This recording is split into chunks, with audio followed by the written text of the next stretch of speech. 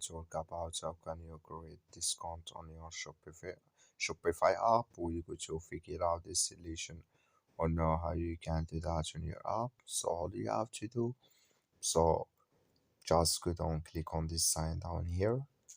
When you click on it, it's going to show for us a list like this. Then all you have to do now, you just click here on discounts here.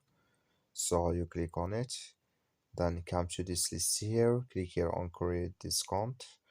So then you come to this list here and here select discount type. I'm going to click on amount of products, then it's going to take us to this list here. So just switching to open video, then here add here if you want to choose discount code or automatic discount, and here add discount code here, and here discount follow, and here up list. So here can you follow all these lists here. When you follow it, you just go down, click here on save discount, and it's going to save with you. That's all you have to do. Thank you for watching. Don't forget to support us by liking, subscribe.